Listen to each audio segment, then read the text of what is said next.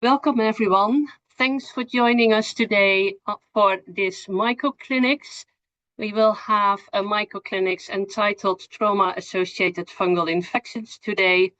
And for those of you who are not familiar with the format of our MycoClinics, this is a webinar where clinical experts will present a case study with diagnostic considerations and process treatment and treatment options discussion, follow-up and outcomes, as well as a general discussion and literature review. And at the end, there is time for questions and discussions with the presenters.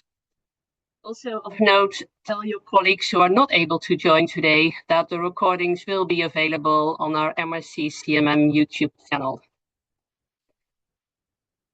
We have one speaker today, Dr. Sarah Dellière, and she will talk about invasive fungal infections in burn patients. And she will be introduced by my co-chair today, Anu Chowdhury, and I'm Dellière Waris, and together we are chairing this webinar today. Before we start, I just want to point out a few other opportunities we have on offer. So we have, in addition to the MycoClinics, which are scheduled every quarter, we also have our Myco Talks for scientists and mycologists and everyone who is interested in mycology, and they are appearing in a monthly schedule, and the next one is on the 2nd of April and also on the 30th of April, another one. And for more details, please visit our website. We are running together with the British Society for Medical Mycology, the postgraduate certificate, diploma, and MSc in medical mycology. And for those of you who want to find out more, please scan this QR code, which will bring you to the webpage where more detailed information can be found about this program. This program is a fully online teaching program, and we have bursaries available for individuals from LMICs. And then my last slide as an introduction, I want to ask your attention for the Failsafe Medical Mycology Network, what is a global network with an aim to advance medical mycology, and the network is aimed to bring people across the world in contact with each other to discuss, to develop research proposal, and learn from each other. Also here you find a QR code, which will bring you to a website where you find more information. And with that, I'm going to hand over to my co-chair, Anu, who will introduce our speaker. This session is going to be delivered by one of the renowned international scientists, Dr. Sarah Dellière. She is an associate professor in clinical mycology, and she is very dynamic young faculty and who has two affiliations, and she actually divides her time between the diagnostic laboratory at Hospital Saint Louis and Institut Pasteur in Paris, France. Basically, her research focuses on mold infections, and she is particularly interested in aspergillosis, mucormycosis, and dermatophytosis.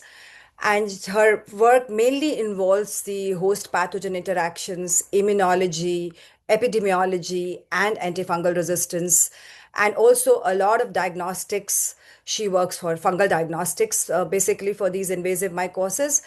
And she has a specific interest in invasive fungal infections among critically ill patients, especially those with burn injuries, and she's going to discuss those today. And also, I would like to share this information with all of you that she is not only a very dynamic young faculty who's globally renowned in mycology community. She has recently been selected for the ISMID Young Investigator Award. And with this brief introduction, I'll hand over this stage to Sarah. Sarah, all yours. Thank you. Thank you very much. Thank you very much, Anu. Can you see my screen? Yeah. Thank you very much, Anu, for the introduction. Thank you, Dellière, and like all the MycoClinic organizing committee and the Exeter MRC Center for Medical Mycology for the invitation. I'm really happy to be here. And by the way, Anu, I think it's a good year for the fungals field because Lottie Brown from the UK also received the ESCMID Outstanding Trainee Award. So a lot of fungal people. So today, I would like to split this talk in a first short part on invasive candidiasis, and then focus most of my talk on molds. So here's a quick overview of invasive candidiasis in burn patients. It's in this setting most commonly presenting as candidemia, and the source is endogenous, either from the gut or the skin. Translocation can occur through increased intestinal permeability, for example, in the context of mesenteric ischemia, or through disruption of the skin barrier related to the burn, or invasive devices and catheters. More rarely, invasive candidiasis may present as secondary peritonitis, typically following gut perforation after mesenteric ischemia due to the poor gut perfusion in the early stage of the shock. So this brings us to an important question here. Is burn-associated candidemia really different from what we see in the general ICU population? And when we look at the risk factor, the overlap is actually striking. Burn patients share most of the classical ICU risk factor for candidemia, including central venous catheter, exposure to broad spectrum antibiotics, and prolonged ICU stay. In addition, older age and overall severity are important contributors. In burn patients, the severity is captured by a burn-specific score, which is called the Abbreviated Burn Severity Index. But conceptually, it mirrors what we see in ICU candidemia more broadly. Because if we look at the incidence, candidemia in the general ICU population in Europe is estimated to be around 7.1 cases per 1,000 ICU admission. And comparable ICU level data, specifically for burn units, are limited. But when we look at hospital admission for burns in general, and that was data from the US, the incidence is about 2.4 per 1,000 admission. However, in patients with more severe burns, the risk increases a lot. In our cohort of 276 patients with total burn surface area greater than 15%, the incidence rose to nearly 16%, highlighting how strongly burn severity drives the risk for invasive candidiasis. If we look at the species distribution in our 10-year retrospective cohort, the majority of cases were due to Candida albicans, followed by Candida parapsilosis, and then Candida glabrata, or Necaziomyces glabratus, I should say maybe now.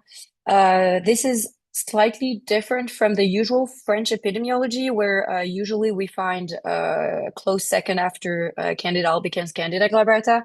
And in burn patient, we seem to have a higher proportion of parapsilosis, which is likely due to the disrupted skin barrier. As you know, parapsilosis is part of the skin flora usually. So in terms of timing, candidemia occurred relatively late after the initial injury, with a median onset of 17 days following the burn, highlighting that this is largely a complication of prolonged critical illness rather than maybe the early event. And when we look at the outcome, crude 30-day mortality associated with candidemia in the ICU in general is around 40%. In our burn population, same cohort again, we observed essentially the same mortality rate with no clear signal of excess mortality compared to ICU candidemia in general. So overall, while there's of course some nuance in species distribution, burn-associated candidemia, in my opinion, largely resemble ICU-associated candidemia in terms of timing and prognosis. And this is why, for the remainder of this talk, I will just shift the focus toward invasive mold infection, where burn patients appear to have much more distinctive and specific features. So, first of all, why are burn patients at increased risk for mold infection, which is a whole different story compared to the candidemia? Well, it starts with the skin. As you know, the epithelium is our first line of defense. In burn patients, this barrier is severely compromised, often destroyed down to the dermis or even the underlying fat, depending on the depth of the burn. Similarly, we can see that smoke inhalation can damage airway epithelium with possible pulmonary infection thereafter. But it's not just the physical barrier that's affected. The burn injury has a profound impact on the immune system. Very early on, within hours, monocytes, macrophages, and neutrophil, they become highly activated in response to the DAMS, the damage-associated molecular pattern released from the injured tissue. And these immune cells will release a cascade of inflammatory mediators, triggering a systemic inflammatory response syndrome. At the same time, though, we see immunoparesis. Neutrophil in particular, but that's not the only cells, they become impaired. And study shows that reduced oxidative burst activity for up to 28 days, diminished phagocytic function, resistance to netosis if you stimulate the burn patient's neutrophil ex vivo compared to healthy control. And while there is, still much to uncover, we know that neutrophils are key players of anti-mold immunity. So to sum up here, we have a compromised barrier, we have an overwhelmed immune system, a weakened neutrophil function, and broad spectrum antibiotic also in these patients who also have a lot of bacterial infection. So how frequent is this mold infection in burn patients? And this is where we hit our first major challenge, because there is actually no consensus case definition for invasive mold infection in this population.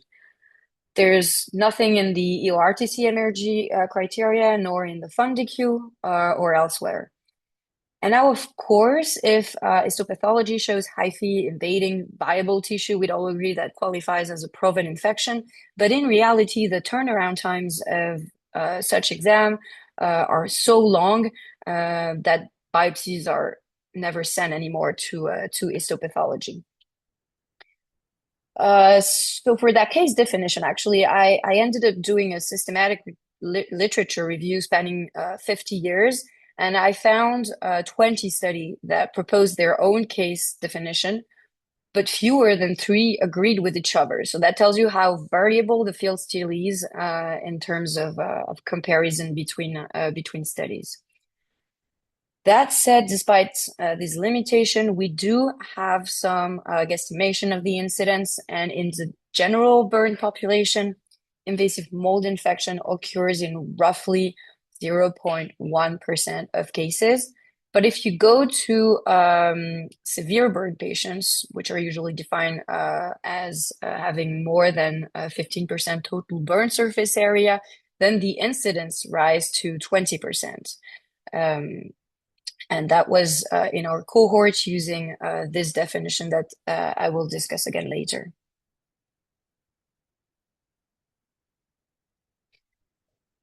So let's take a look at the risk factors that have been defined that we studied. They generally fall into 3 categories: patient-related, burn-related, hospital-related. Age plays a role, with older patients at higher risk, and metabolic condition like hyperglycemia, diabetes have consistently been associated with increased susceptibility to fungal infection. Now, the burn injury, TBSA, the total burn surface area, is one of the strongest predictor. The larger the surface, the higher the risk, and that's what we can see in the picture, in the figure right here, where when you increase the TBSA, the Hazard ratio for getting fungal infection increased. There's a weird decrease here, but this is because very severely burned patient, 90%, they usually die within the first 2-3 days without having time to develop a fungal infection. Then DBSA, which is deep burn surface area, is also important. And interestingly, we found that indoor injury is another risk factor, likely due to exposure of environmental mold and smoke or debris. Inhalation injuries, smoke or hot gases can damage mucosal barriers, I said earlier, and can facilitate fungal colonization. And finally, the abbreviated burn severity index also can help stratify overall the risk. Of course, higher scores correlate with greater infection risks. And there's also longer ICU stay, bacterial sepsis that increase the odds. Which mold are we actually dealing with in the burn patients? So this is, again, our data set from our 10-year retrospective study in France, but we see similar pattern globally with some regional variation. You can see that Aspergillus species here in blue are the most commonly identified, accounting for about half of the cases, with Aspergillus fumigatus being predominant. Then we have Mucorales making up around 25%. Of our cases, with Mucor circineloides being the first species. Then we have Fusarium species, which are also significant players, making up another quarter. And they are actually pretty tricky given their intrinsic resistance to many antifungals. Now, the important point is that there's actually nearly 45% of the infections that are mixed, involving more than one mold, which makes it even more difficult to decipher if one is rather invasive and the other one colonizer, or the other way around. So let's dive a bit into the diagnosis challenge. So severe burns are a host factor. Clinical feature of a burn wound, mold infection, is non-specific. It usually looks like necrosis, black eschar, delayed healing, graft failure. Sometimes you can actually even really see the mucorales, like by eye. I'll show you a picture right after that. And but it's usually really hard to spot. And in our cohort with 20% mold infection, there's less than half that had suspicious lesion that required them to go to surgery specifically for that lesion. So that's why we usually diagnosed it on blood PCR, but I'll come back to that also. So the median time from burn to diagnosis of mold infection is 10 days. And then there's unfortunately no particular clinical feature data regarding invasive pulmonary mold infection post-smoke inhalation. But maybe it would be similar to non-neutropenic ICU population. We really need to study this entity because there's really just few case reports. So I will just focus on wound infection then. And then the second here on this picture, I wanted to show you on this patient infected that you could actually see the mold growing. That was a patient that we had last 2 weeks ago. So diagnosis, what's a proven infection? I mean, so it's, of course, it remains the gold standard with typical, Aspergillus-like here or Mucorales-like hyphae inviting the tissue. But in this setting, it actually gets even more difficult to differentiate invasive from colonizing. You can see in this periodic acid shift stain with on the top here where you can see the little star, there's sheets of thin branched hyphae. On the upper part, the dermis is destructed, and this kind of looks like colonization. But if you go way down here to the deeper dermis, you can see hyphae that become broader and large, chlamydospore-like fungal elements, which kind of look like invasive. And it's impossible to know without doing some complicated techniques if do we have two different fungal species here? Is it the same one, but because of the immune reaction, we have this phenotype of the hyphae in the dermis? So that's why it's really complicated to have a clear diagnosis. So when it comes to mycological criteria that could be used to define the probable infection, it's even more complicated. It's just another colonization invasion dilemma. There's direct examination that we could use. There's cultures and qPCR on the wood sample, but these are likely to be sensitive but poorly specific. And then we have the invasive marker, blood qPCR and galactomannan, that on the other side are likely to be highly specific but poorly sensitive. And then we have beta-D-glucan that I will cover shortly later. And I'm happy here to share some of our brand new data that got published in January, where we try to get a better idea of the potential performance of our diagnostic tools on a 10-year retrospective study that I've been discussing. So we had 276 patients with TBSA greater than 15%. We previously identified risk factor in this population. And in that analysis, we really wanted to analyze mycological criteria alone, in combination, in relation to the outcome, which is likely to reflect infection rather than colonization. And we had, for these patients, about 6,000 samples sent to the mycology lab. And for this patient, 93 had at least one mold criteria, mostly positive for Aspergillus, but again, there was a significant number of patients with mixed mold criteria.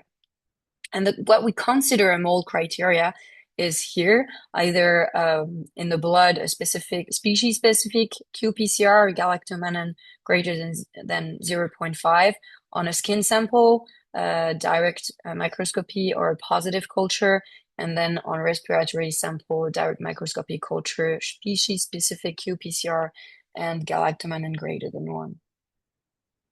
So this is the strategic workflow for mycological examination in our burn center, and the reason why we have that many sample. For every patient with a total burn surface area greater than 15%, there's an Aspergillus and Mucorales blood PCR that's performed twice weekly for screening, and burn wounds are swabbed at each dressing. In case one of these marker is positive or there's a high clinical suspicion of mold infection, then the patient goes to surgery and there's biopsy taken during surgical debridement for direct examination, culture, and sometimes PCR, but this was not included in the count.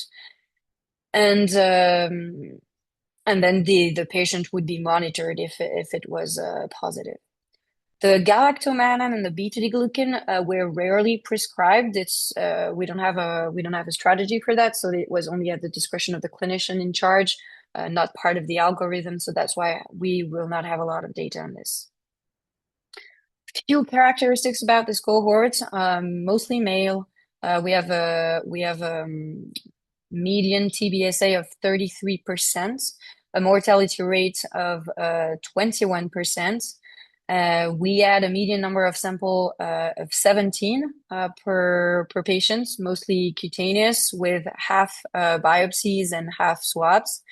And about 11% of patients had isolated cutaneous culture without invasive marker. Positive blood qPCR was identified in 20% of the patients here.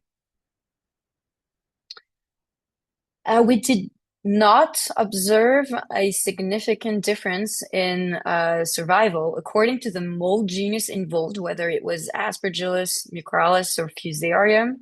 The only exception was mixed mold infection, which was associated to poorer outcome, but which could also reflect a higher burden, and this is supported by the second graph here. When we look at the number of mold diagnostic criteria, the mortality increases with the number of positive criteria, with a significant difference starting from 3 criteria or more. Finally, regarding this mortality analysis, what's an interesting point is that the positive direct examination of the biopsy sample showing hyphae using just calcofluor staining, this is not histopathology, was strongly associated with higher mortality, probably reflecting the fungal burden. Yet regarding the type of mold, we see something pretty interesting when looking at the skin biopsy with a positive culture. If the culture grows mucorales, the concomitant plasma qPCR is positive in 81% of cases. Then if it grows Aspergillus, it's positive in 40% of the cases. And then if it grows Fusarium, the concomitant qPCR for Fusarium in the blood is only positive at 15%. And Fusarium is actually, and these were all found with mucorales associated. So this could reflect the invasiveness potential and the true infection, which could significantly impact the treatment strategy if we could confirm this prospectively with histopath data. The last piece of evidence is that positivity rate of biopsies versus swabs here is much higher, showing the poor use of the swabbing strategies for mold, but still it's important for other microbiological purposes. Just a quick word on beta-glucan. In our cohort, it was rarely performed and never used as a part of the diagnostic algorithm again, but when it was measured, positivity was very high, close to 80%, and this is largely explained by the burn specific confounder. Actually, cellulose-rich wound dressing, which are widely used in burn care and are a major source of false positive result. And in a study from Japan, there's patients with TBSA greater than 20%. There's up to 77% of the sample that are positive, with significant variability depending on the type of dressing used. Overall, beta-glucans actually correlates with burn severity rather than fungal colonization or infection, and therefore should not be used for screening or diagnosis in burn patients, even for candidemia things. So to briefly summarize the mycological criteria supporting the probable diagnosis, there's several elements that appears particularly informative. First, the direct examination of biopsy is a key marker and was associated with a much higher mortality, likely reflecting more advanced invasive disease and fungal burden. So maybe an important criteria to consider treating right away.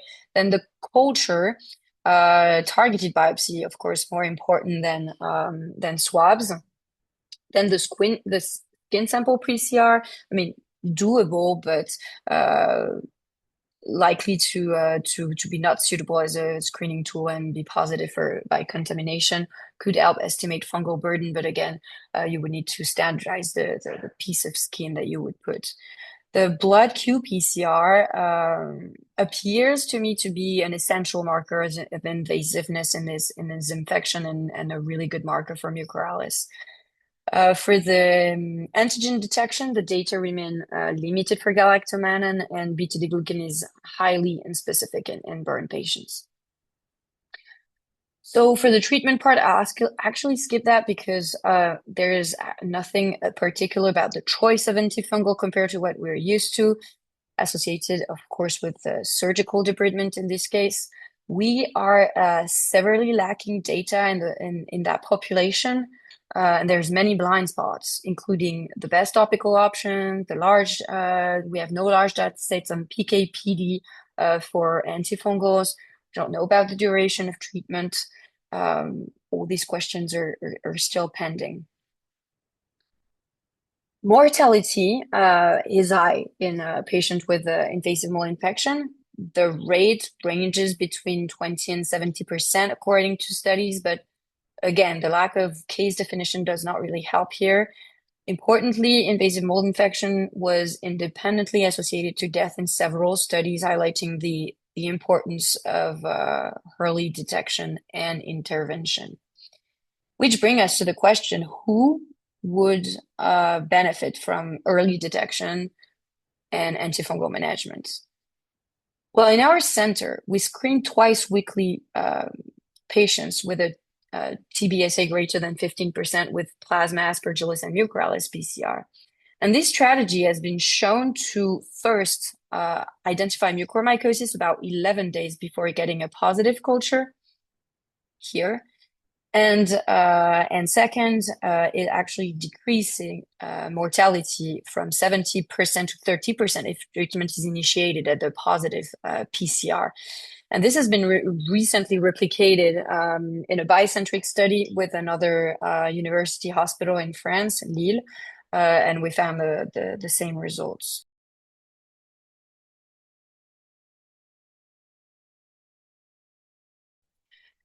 So there's still a lot to do to better understand mold infection in severe burn patient, which is frequent, as you can see. I often actually meet skeptical people saying they don't see that in the RICU and almost ask if I check the air filtering of the hospital. And I like to draw a quick parallel with the flu. The flu has been here for millennials, and did Aspergillus start to infect 20% of severe flu patients in 2018 with the groundbreaking work of the Belgium and Dutch team that work on that? Well, no, it's been there all along. It's just that nobody was looking for it, sending systematic sample to be handled by a proper mycology lab. So this is important to notice and important to look for these infections. So now, what is critical is to get a consensual case definition. And for that part, ECMM has launched a global initiative together with ISHAM and many other societies to propose a case definition, best practice recommendation, identify the main gaps to improve invasive mold infection in the severe burn patients. And here's the draft of the case definition that we are currently discussing. And hopefully it will be out by the end of the year. So pretty happy about this. We'll at least be able to have comparable research. What's critical then after so what's urgent is to collectively agree on a best treatment strategy, as well as identify who would benefit from prophylaxis. And what's important is to further understand antifungal immune defect in burn patients and harness that knowledge for diagnosis and treatment. And for that, we are currently investigating that, so stay tuned. I'd like to finish by thanking because this is work from a multidisciplinary team, from legal, from the ICU department, burn ICU department, and especially Emmanuel, who's my partner in crime for all this work, and my research team in immunology at the Pasteur Institute. One thing, we're actively looking for a postdoc with an immunology background to work on this subject at the Pasteur Institute. So feel free to drop me an email, reach out, or the job offer is on my LinkedIn profile.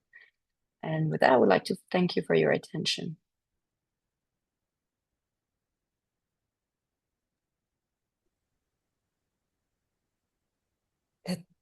Thank you, Sarah. Really, thank you. Such a wonderful presentation, very comprehensive, and fully discussed what all information is lacking and how in future you're going to work on the definitions. I'm hopeful that we'll have a excellent document for this disease, which is actually very, very underdiagnosed and very little criteria still to diagnose it fully. So with that, we have few questions, and I'll take the first question. So Sarah, specifically, the question pertains to hospital-acquired mold infections. So have you looked in your hospital that mold-acquired infections in burn patients, which are hospital-acquired? Yeah, that's a good question, because so there's a air filtering system, and it's at a few years ago we actually had some kind of even an epidemic of mucormycosis among the burn patients, and it was thoroughly so the air system was thoroughly examined. We couldn't find any positive sample for mucorales. So we don't really know why suddenly 4 patients in a very small short time all got mucormycosis, but it looked like hospital acquired. Another thing is that there's actually publications on linen contamination with spores that would be at risk. I mean, there's no proven link directly between the lienen that were positive and the patients being contaminated, but this is for an IPC, I mean, infection prevention control point of view, important to check and make sure. But otherwise, yeah, it's difficult to know. We think because of the fact that we are finding indoor burn injury associated to fungal to more fungal mold infection, and we're thinking it might be because of the damage caused to the building and the fact that there might be more spore aerosolized. It's likely that it's during the burn injury that the patient gets contaminated, even though it fully develops 5 to 10 days later. But again, that's just hypothesis. Thank you. So Great. Shall I do a next question, Anu? yes, Dellière. I was about to. I'm going to start with a compliment made by Maria Montaya. This is excellent work. She has a question about the patient wound dressings and changes in skin flora after burns. And after surgical debridements, where do you treat wounds with topical antibiotics and antifungals as part of the dressing chains? Okay, so the topical, there's a lot of different things that you can read on the topical, and this really is ICU dependent. Everybody use different things. In the piece of work that we're going to publish, we actually list all the topicals that have an action on mold, but there's really no recommendation about this. So I could tell you what we're doing, but first it changes from patient to patient, different type of wound, and it's difficult, and I would rather ask my ICU partner for that. But there's no recommendation at all. We're changing the dressing every 3 days, which is usually what's done. But for topical, very, very conflicting thing among the community. Yeah. And are you using, just to add on that, you mentioned the topical and a wide variation and between ICUs differences. What about the use of the so-called IV antifungals we have, dilute them and give them? Is that something what you will touch on in the guidelines? Is that what you have come across? Unfortunately, there is absolutely no study with that. So Yeah. And we have not tried it. Also, it seems that it would be important. I mean, but how? Because I mean, we can imagine that the IV antifungals will hardly reach the region of the infection, so might be good, but most of our topical are very irritative. So and this is bare skin. So what do you do? How do you try? Nobody has really tried so far, and I don't have any answers to that. Yeah. No, fair enough. Okay, over to you, Anu. Okay. So, Sarah, we have a question related to hypoalbuminemia, which is common in burns and contributes to tissue fluid loss.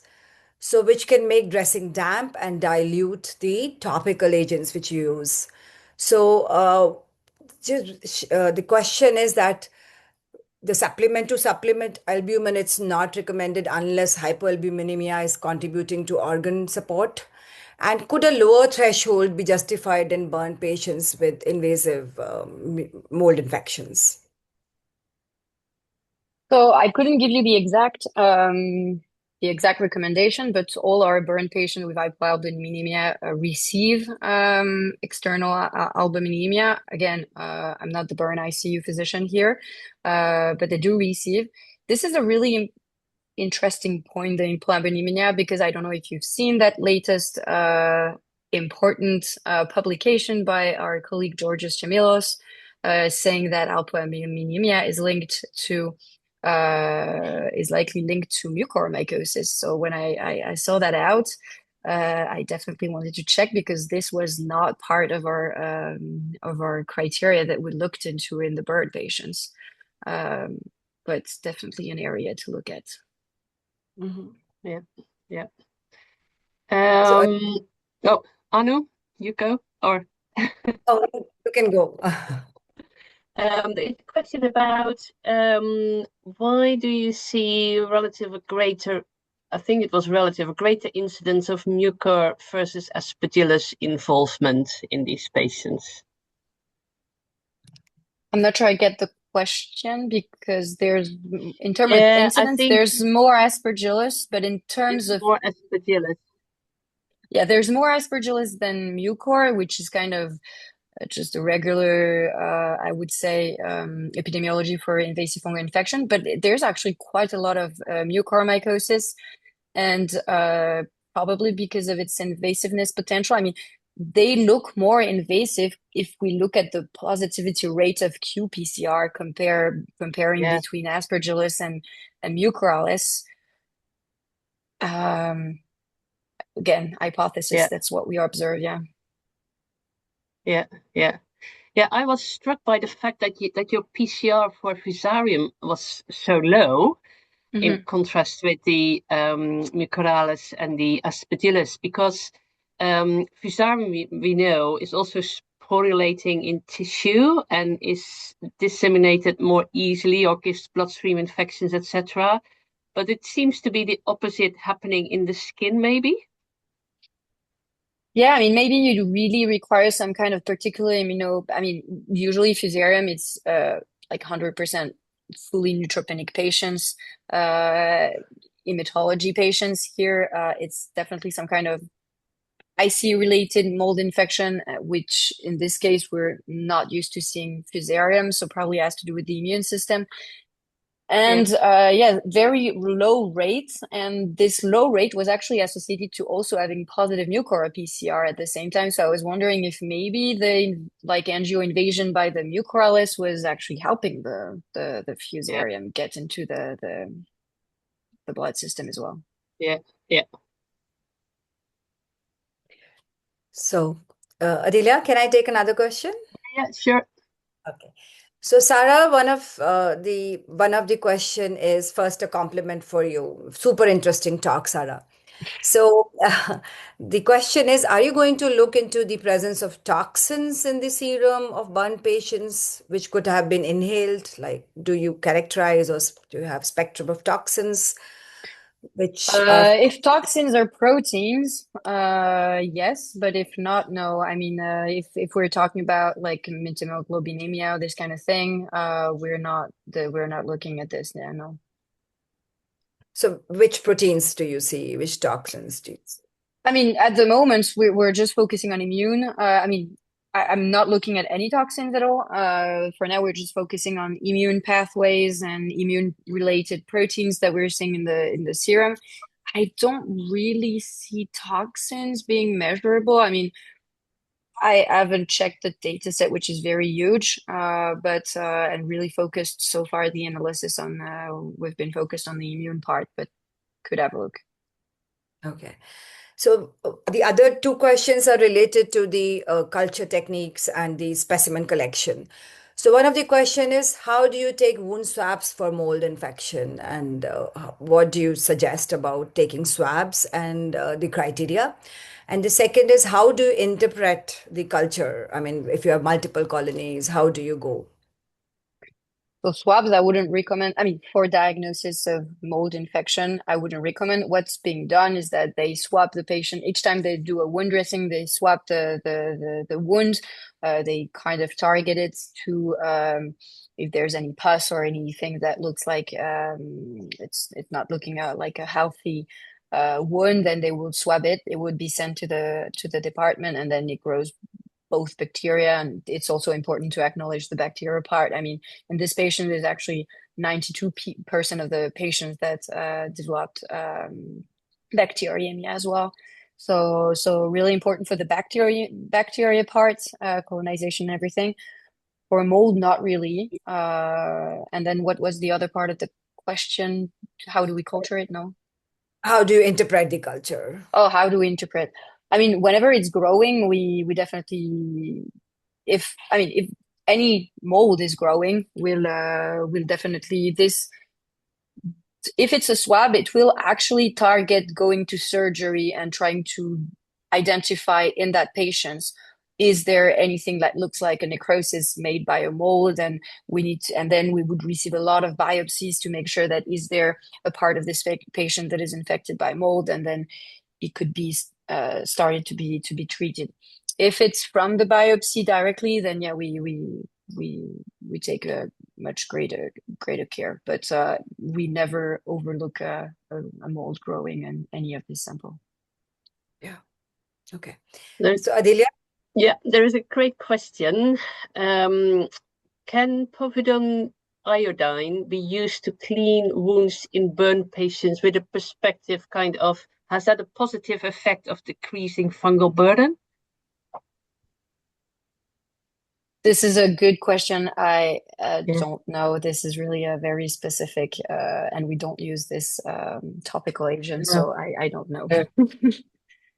Do you have any thoughts, Anu, about that? I don't know. I mean, what the activity is. I mean, I know it will be in the big work with the SMM we're doing. I'm seeing the povidone iodine in the big table right now, but I don't have the clear answer because I'm not user of it. Yeah. Yeah. And similarly, silver nitrate dressings, does that have some impact? I mean, no? Which Silver nitrate dressings were also in the past, recommended for really again, whatever topical. I wouldn't want to give a recommendation live on something that really have no recommendation. Hopefully when this work is on, we have a beautiful table with what's active on mold and hyphae and spores and what it has been used for, but no recommendation. So Sarah, you talked about bacterial, of course, like polymicrobial etiology is very important for burns patient. So I was wondering, is it a mortality correlation between a polymicrobial etiology, bacterial, fungal, viral, or I mean, mainly when you see mainly invasive, like you have treated bacteria and you land up with long, repeated cultures. No, it's often polymicrobial, like the patients get bacteremia and then mold at the same time. It's really, really, it's severe cases. And how many days after post-wound, like post-burn, that you see mold infections? Mold infection, median time is 10 days after burn infection. Candidemia, 17, median. Yeah. Okay. Thank you. I see another question. There are quite a lot of questions. I don't know if we get through them all.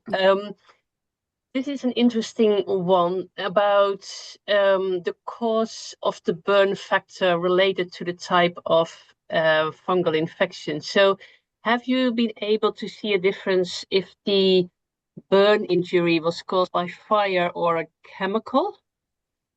That's a good question. We were not able because ours were mostly thermal injury. I mean, burn fire injury, 95%. So we have not enough data to check that. And I'm not sure there's actually good data set comparing. I don't think so. There's actual good data set comparing these different kind of burns and impact on mold infection. Yeah. Okay. A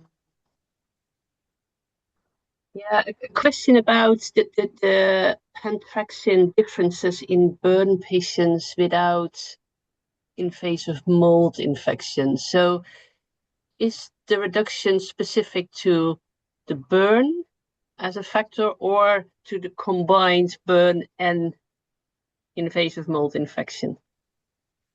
Sorry, I'm not sure I got the question. So yeah, I think that the person asking this, I mean, you showed the pentraxin differences in your volcano plot, I think. Yeah. And was that related to just patients with burns, the total group, or only in the patients with burns and invasive that was a mycosis? comparison. This was a comparison of burn patient with mold infection or burn patient without mold infection. So we are comparing at day 14 for the control because that's close to the median time that they should have fungal infections at the time of diagnosis. So that's the comparison, and that's where we see decreased pentraxin 3 in the burn patients with mold infection. And then another one, great work, congratulations. Question about mortality. Was that associated with higher ISS/comorbidities? That's a severity score. So it was in our study, it was independently associated from the severity score, independent to the statistical analysis, which is why it's important. But of course, it's linked to the severity and fungal infection, but not only, because fungal infection will be associated independently to mortality. I mean, if that's answered your question. Yeah. Dellière, one question is related to PTX marker she talked about. Can I ask that question? Yes, sure. So, Sarah, the question is related to the PTX differences in burn patients without invasive mold infections. Is the reduction of PTX specific to burn or the burn and invasive mold infections? So again, in the plots, and the only thing that we have right now, it's mold infection compared to burn controlled without mold infection. But we don't, I mean, so we are digging further and we might measure the level, because this was unbiased proteomics, so I can only have comparison of increased by folds, but not an actual measurement of pentraxin 3, but this is in the plans, yeah. Mm-hmm.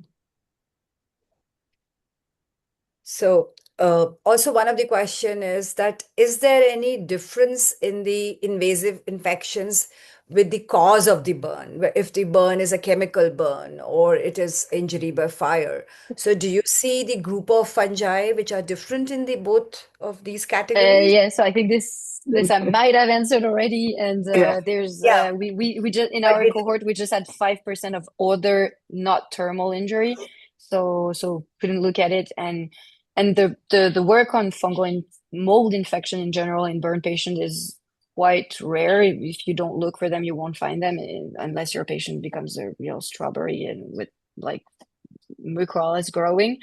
But then so then we don't know. No idea.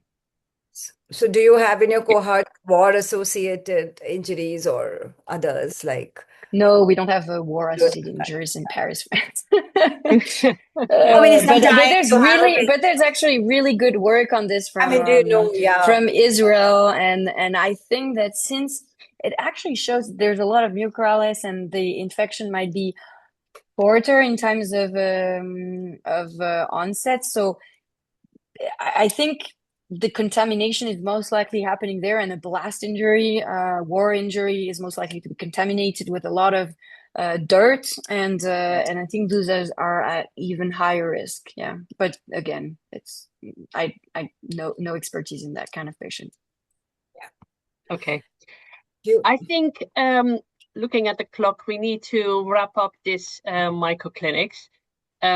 Sarah, thank you so much. I mean, this is a very interesting topic where we don't know enough about to treat the patient in the best possible way.